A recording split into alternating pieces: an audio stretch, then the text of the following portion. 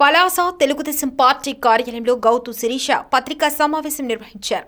ఈ సందర్భంగా ఆమె మాట్లాడుతూ ఓటు వేసిన ప్రతి ఓటరుకు ధన్యవాదాలు తెలిపారు.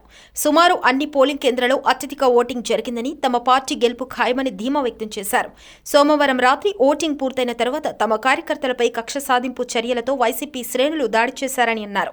అయితే తెలుగుదేశం పార్టీ ప్రతిదాడి చేయకుండా సంబంధిత అధికారులకు ఫిర్యాదు చేసిందని, ఏది ఏమైనా వైసీపీ యొక్క ఆగడాలు ఆపాలని, లేకపోతే సహించేదే లేదని ఆగ్రహం వ్యక్తం చేశారు. ఈ కార్యక్రమంలో శిరీష, పిరికట్ల విఠల్, మల్లా శ్రీను, టంకాల రవి, కార్యకర్తలు తదితరులు పాల్గొన్నారు.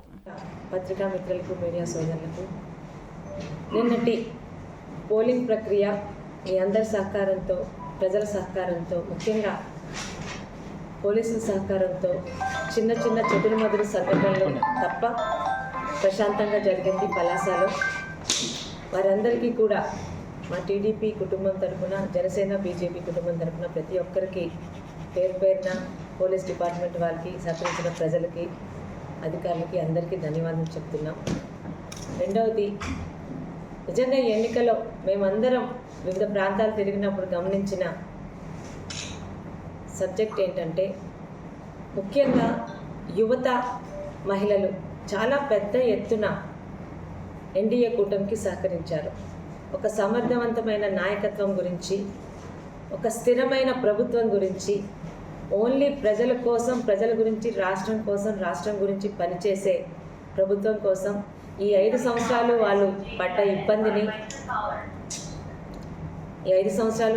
ఇబ్బందిని దృష్టిలో పెట్టుకొని మరొక్కసారి ఒక్క అవకాశం ఎవరికి ఇవ్వకుండా సమర్థవంతమైన నాయకత్వానికి ఇవ్వాలని ఆలోచించి ఎన్డీఏ కూటమికి ఓటేశారన్నది నేను చాలా దగ్గర వెళ్ళినప్పుడు మాకు అర్థమైంది.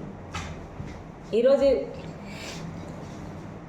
ఈ ప్రక్రియ ఇంత చక్కగా జరగడానికి కారణం తెలుగుదేశంతో పాటు జనసేన, బీజేపీ కూటములు కూడా మీరు మేము అనుకోకుండా ప్రతి ఒక్కరూ మనది ఈ బాధ్యత అని బాధ్యతాయుతంగా ఎట్టి పరిస్థితుల్లో ఎన్డీఏ కూటమి గెలిచి తీరాలి, రాష్ట్రం బాగుండాలన్నా, యువతకి భవిష్యత్తు ఉండాలన్నా, రాష్ట్రంలో ధరలు తగ్గాలన్నా, ముఖ్యంగా ప్రశాంతత ఉండాలన్నా ఎన్డీఏ కూటమి ద్వారానే సాధ్యం.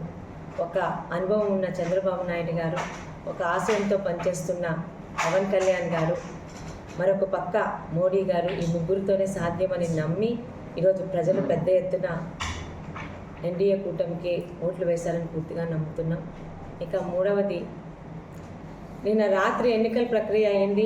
గత వారం రోజులుగా అందరూ చాలా రెస్ట్లెస్గా పనిచేసి రెస్ట్ తీసుకుంటామన్న టైంలో రాత్రి 1 గంట నుంచి పలాస నియోజకవర్గంలో పోస్ట్ వైలెన్స్, ఎన్నికల తర్వాత వైసీపీ కూటమిలో ఉన్న కొంతమంది వాళ్ళకి ఓటమి నిన్ననే అర్థమయ్యి ఆ ఫ్రస్ట్రేషన్తో రాత్రి నుంచి దాడులు చేస్తున్నారు. మీ అందరికీ ఇప్పటికే తెలుసు, అమలకుడియ గ్రామంలో 76 సంవత్సరాల పెద్ద ఆయన చేసిన తప్పు ఏం లేదండి.